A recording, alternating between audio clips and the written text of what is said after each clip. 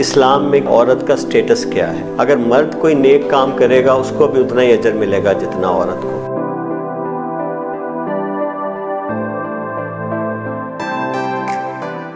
Doctor صاحب، اسلام ان تمام معاملات کو کس طرح سے دیکھتا ہے؟ لیکن نور فاطمہ، یہ ہماری خوش قسمتی ہے کہ ہمیں آج یہ بات کرنے کا موقع مل رہا ہے۔ ابھی تک ہم نے دیکھا کہ خواتین اپنے جن حقوق کے لیے جدوجہد کر رہی ہیں وہ حقوق کیا ہیں؟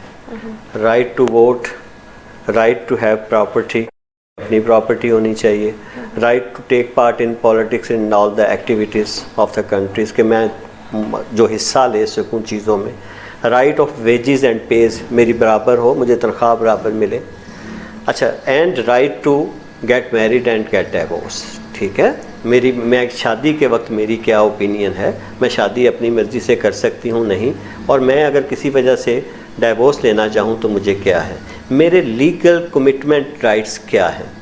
اس کا میں آپ کو جواب دینے سے پہلے ایک علامہ کے کچھ ایک اشعار ہیں کہ عصر حاضر کے تقاضاؤں سے ہے لیکن یہ خوف، ہو نہ جائے آشکارا شرع پیغمبر کہیں۔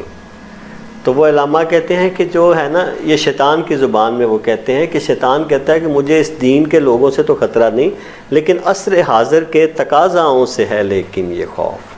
جب یہ باتیں، یہ مسئلے اٹھیں گے، پھر اس کا حل ڈھونڈا جائے گا، پھر دیکھا جائے گا کہ سب سے زیادہ خوبصورت سلوشن کون دیتا ہے، تو پھر اسلام آئے گا، پھر وہ شرع پیغمبر، پھر وہ قرآن اور سنت جو ہے نا اپنی طاقت کا اندازہ اس دنیا کو کروائے گی، اور میں اسی کی طرف آنا چاہتا ہوں۔ یہ ساری باتوں کو ہم تھوڑا تھوڑا دیکھ لیں۔ سب سے پہلے ہے اسلام میں کیا عورت کا سٹیٹس کیا ہے؟ پہلی بات یہ ہے کہ وہ کہتی ہیں کہ ایکول سٹیٹس۔ اسلام میں مرد اور عورت ایکول سٹیٹس کے ہیں۔ اگر مرد کوئی نیک کام کرے گا اس کو بھی اتنا ہی اجر ملے گا جتنا عورت کو۔ اچھا، اس بات کو تھوڑی سی یہ غلط فہمی ہمارے ہاں ہے کہ شاید مرد کو کوئی افضل مقام ملا ہے، ایسا بالکل نہیں ہے۔ فرائض کی ادائیگی میں عورت اپنی سٹرکچرل جو اس کی ڈیفرنٹ باڈی ہے، مرد کی ڈیفرنٹ باڈی ہے، اور سٹرکچرل جو ایوولوشن ہوا ہے وہ ڈیفرنٹ ہے، اس لیے جو عورتوں کو کام کرنے زیادہ سوٹیبل ہیں وہ علیحدہ ہیں، مرد جو کام کرتے ہیں وہ علیحدہ ہیں۔ اگر عورت گھر میں بیٹھ کے ایک کام کر رہی ہے، پہلے وہ کہتے ہیں کہ پہلی آغوش بچے کی یونیورسٹی جو ہے وہ ماں کی آغوش ہے۔ اگر عورت اپنے بچوں کی تربیت کر رہی ہے تو کیا وہ رزق حلال کمانے والے مرد سے کمتر ہے؟ بالکل نہیں ہے۔ اگر وہ اس کو ٹیچر کا رول دیا جاتا ہے، اگر وہ ادا کرتی ہے تو وہ کیا کسی مرد سے کم ہے؟ بالکل نہیں ہے۔ قرآن اس بات میں بہت صاف ہے کہ مرد اور عورت جو ہیں وہ پوری طرح سے برابر ہیں۔ ہاں، گھر کا نظام چلانے کے لیے مردوں کو ایج دیا گیا۔ دیکھیں، جب ہم کہیں کوئی کام چلاتے ہیں تو اس کا سربراہ ایک ہی ہوتا ہے۔ ایک میان میں کہتے ہیں دو تلواریں نہیں آ سکتی۔ تو گھر کا جو نظام ہے اس کو چلانے کے لیے سربراہ مرد کی حیثیت ہے، لیکن اس کا یہ مطلب نہیں ہے کہ مرد اس سے سپیریئر ہو گیا۔ وہ ماں کے طور پہ اگر اسے سربراہ کے طور پہ زیادہ اہمیت حاصل ہے تو سب سے زیادہ تقدس دیا گیا وہ ماں کو دیا گیا۔ فرمایا کہ حضور نے، ایک حضور کے پاس ایک شخص آیا کہ میں کس کی خدمت کروں؟ آپ نے کہا ماں کی۔ جب اس نے 3 دفعہ پوچھا آپ نے کہا ماں کی، 4تھی دفعہ کہا اپنے باپ کی۔ اب اس سے اندازہ ہوتا ہے کہ وہ جو عورت کا اگر ایک درجہ گھر چلانے کے لیے اس سے تھوڑا اختیار لیا گیا ہے، درجہ نہیں کم کیا گیا، تو یہاں آ کے کیونکہ وہ ماں بچے کی پرورش کرتی ہے، اس کی importance is 3 fold more than that. اب ہم ایک اور چیز پہ آ جاتے ہیں۔ ہم نے دیکھا کہ وہ جو رائٹس کے لیے جدوجہد کر رہی تھی خواتین، وہ کیا تھیں؟ وہ ہے کہ کیا ہم اپنی پراپرٹی خود رکھ سکتی ہیں؟ وہاں تو اپنے نام پراپرٹی نہیں رکھ سکتی تھیں۔ اب سورہ نساء میں اللہ پاک کیا فرماتے ہیں وہ سن لیں کہ وَلِلرِّجَالُ نَصِیبٌ مَّا اكْتَسَبُوا وَالنِّسَاءُ نَصِیبٌ مَّا اكْتَسَبْنَا۔ مرد جو کمائیں گے وہ ان کا نصیب ہے، وہ ان کا حق ہے، اور عورتیں جو کام کریں گی، کمائیں گی، وہ ان کا ہے۔ اب اس میں 2 باتیں بڑی صاف ہو گئیں۔ ایک تو پراپرٹی کا حق اللہ نے دے دیا، دوسرا اس میں بہت بڑی بحث ختم کر دی، عورت کما سکتی ہے۔ بالکل۔ جب حضور صلی اللہ علیہ وسلم نے حضرت خدیجہ سے شادی کی تو وہ she was one of the richest lady in the Mecca, very well known, اور انہوں سے جب حضور کچھ اپنے اس کی تبلیغ کے لیے پیسے یا اپنے کام کے لیے لیتے تھے تو اجازت لے کے وہ اپنی مرضی سے دیتی تھی، یہ نہیں تھی کہ اب ان کے پیسے میرے ہو گئے۔ تو یہ جو بہت بڑا رائٹ ان کو جا کے 18ویں 19ویں صدی میں ملا، 20ویں صدی میں ملا، اسلام نے تو اپنے آغاز پہ دے دیا، اور اس کو لکھ کے دے دیا قرآن نے۔ اگلی چیز دیکھ لیں انہیریٹنس. آپ کو اپنے والدین کی انہیریٹنس سے پراپرٹی ملے گی کہ نہیں ملے. یورپ کی ان صدیوں میں یا باقی مذاہب میں یہ حق عورت کو حاصل نہیں تھا. اب اسلام دیکھیں اس میں کیا کہتا ہے. وَلِلرِّجَالِ نَصِيبٌ مِّمَّا تَرَكَ الْوَالِدَانِ وَالْأَقْرَبُونَ وَالنِّسَاءِ نَصِيبٌ مِّمَّا تَرَكَ الْوَالِدَانِ وَالْأَقْرَبُونَ. مردوں کے حق میں وہ ترکہ ہے جو اس کے والدین اور رشتہ دار چھوڑیں گے, اور عورتوں کے حق میں وہ بھی ہے جو اس کے والدین اس کے رشتہ دار چھوڑیں گے. اب دیکھیں یہ written this is written law of Islam. اس کے متعلق بڑی خوبصورت بات کہی تھی اینی شمیل نے, میں اس کا انشاءاللہ میں آپ کو ریفرنس دوں گا. وہ کہتی تھی کہ دنیا میں first return law for the protection of the rights of the woman اگر کسی نے دیا ہے تو محمد صلی اللہ علیہ وسلم نے دیا. نہ اس سے پہلے یہ ہوا, اور اس کے بعد عرصہ تو دیکھیں 1900, اب آپ دیکھیں 572 میں وہ مدینے کا تاجدار پیدا ہوا ہے, اور جب ان کا دور دیکھیں تو تقریباً یہ 1300 سال گزرنے کے بعد ان لوگوں نے ٹھوکریں کھا کے وہ سیکھنا شروع کیا, اور وہ چیز قرآن میں لاء کے طور پہ شامل ہے. ایجوکیشن, تعلیم کا حق. اسلام کی بنیاد کیا ہے؟ ہر مسلمان مرد اور عورت پہ تعلیم حاصل کرنا فرض. اس حد تک تو یہ لوگ کتنے سالوں کے بعد پہنچے. پھر دیکھیں مقام دیکھیں تعلیم کا. حضرت عائشہ کے متعلق کہا جاتا ہے رضی اللہ تعالیٰ عنہ کہ چوتھائی دین جو ہے, چوتھائی دین کا فقہ حضرت عائشہ سے ماخوذ ہے.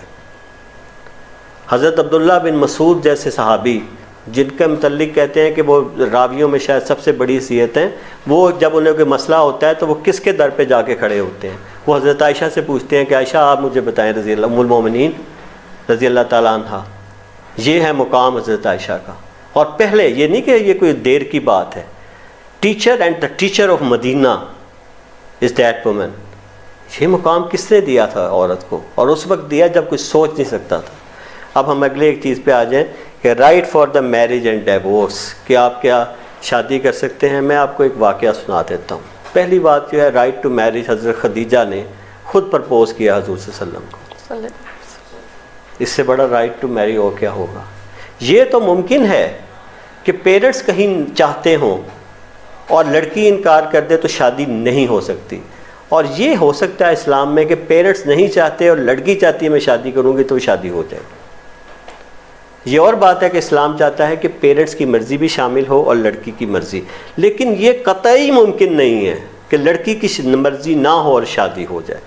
ایک حضرت صحابیہ حضور صلی اللہ علیہ وسلم کے پاس آئی اور کہا کہ میرے والد نے میرے کزن سے میری شادی اس لیے کر دی ہے کہ اس کی پوزیشن بہتر ہو جائے. آپ نے کہا اس کے والد کو بلاؤ. جب وہ آیا اس سے سب واقعہ سنا. آپ نے عورت سے کہا کہ تمہاری اجازت ہے, اگر تم چاہو تو تمہارا نکاح ختم, کیونکہ یہ تمہاری مرضی سے نہیں ہوا.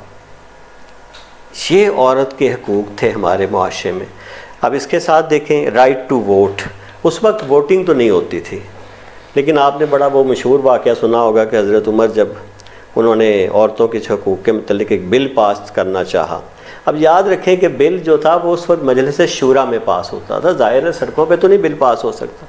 تو وہ مجلس شورا میں جب گیا تو ایک بوڑھی خاتون جس کو دین کا پتہ تھا, انہوں نے کہا عمر تم کو وہ یہ حق, تم کیسے وہ ہم سے حق چھین سکتے ہو جو ہمیں اللہ اور اس کے نبی نے دیا. تو حضرت عمر نے کہا آج ایک عمر کو اسلام ایک بڑھیا نے سکھایا. اس کا مطلب ہے کہ اس مجلس شورا میں عورتیں موجود تھیں اور ان کی رائے اتنی امپورٹنٹ تھی کہ انہوں نے ویٹو کر دیا حضرت عمر کے بل کو جو پیش کرتے. یہ ہے وہ مقام جہاں ہم سمجھتے ہیں کہ جو اسلام پہلے سے عورتوں کو دے چکا. اب مجھے بتائیں جب یہ سارے حقوق ہمیں مل چکے ہیں تو پھر سفرج کون سے حقوق کے لیے ہمیں کہے گی؟ سفرج آخر کیا ہم سے چاہے گی؟ انہیں تو ہم سے سیکھنا ہے, اور اس لیے مشرق میں اتنی مزاحمت ہے. اس لیے مشرق ان کے اس طرح کے ایجنڈے کو نہیں ماننے کو تیار. اس میں علامہ اقبال, میں آپ کو بتاؤں کہ ہمیں یہ دیکھنا پڑے گا ہمارا آئیڈیل کہاں سے ملتا ہے. اور علامہ اقبال کی جو تعلیمات ہیں میں اپنے بچوں سے کہوں گا ضرور پڑھیں. میں ان کی چند باتیں, ان کے اشعار اس لیے نقل کر رہا ہوں کہ سند رہے کہ اسلام کا جو ہے اصل موٹو کیا ہے. وہ کہتے ہیں کہ اے ردایت پردہ ناموس ماں, تاب تو سرمایہ فانوس ماں. اے عورت تیری چادر جو ہے نا ہماری عزت ہے, اور یہ کہ تیری جو چمک ہے نا کردار کی وہی ہماری زندگی میں روشنی دیتی ہے. یہ عورت کا مقام ہے جہاں سے وہ شروع ہوتے ہیں۔ اور پھر ان کو دیکھیں، وہ کہتے ہیں کہ تجنت پاکے تمہارا رحمت است، قوت دین و اساس ملت است، کہ تیری پاک جو طبیعت ہے وہ ہمارے لیے رحمت ہے، اور ہمارے دین کی اساس، ہمارے قوم کی قوت تجھ سے ہے۔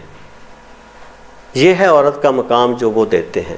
اور اس میں ان کا ایک اور بات نقل کروں گا کہ آپ بدنخل جمعیت توئی، حافظ سرمایہ ملت توئی۔ وہ کہتا ہے کہ یہ بات یاد رکھنا کہ جب اس قوم کو برباد کیا جائے گا تمہارے ذریعے کیا جائے گا، تو اپنا پانی صاف رکھ جو اس قوم کے اشجار کے اندر دینا ہے، جس سے اس گلشن کی ہم نے جو ہے وہ اس کو ہم نے کھلانا ہے۔ اور اس میں یہ ہے کہ حافظ سرمایہ ملت توئی، اس سے بڑی میرا خیال ہے خراج تحسین خواتین کو کون پیش کر سکتا ہے کہ ہمارے ملت کا سرمایہ جو حضور صلی اللہ علیہ وسلم نے چھوڑا تھا اس کی حافظ تو ہے، تو حفاظت کرے گی، تیری طرف لوگ آئیں گے، تجھے نشانہ بنائیں گے، تیرے ذریعے اس دین کا جو شرازہ ہے بکھیرنے کی کوشش کریں گے۔ اور یہ وہ حکیم الامت ہے جو ہمیں اس وقت کہہ کے گیا ہے۔ اور آخر میں ان کی بات ایک چند اشعار کہ بہل ہے دکھ ترک دل بری ہا، مسلمان را نزیبت کافری ہا، کہ اے بیٹی یہ دل ربائیاں چھوڑ دے، مسلمان کو یہ چیزیں زیب نہیں دیتی۔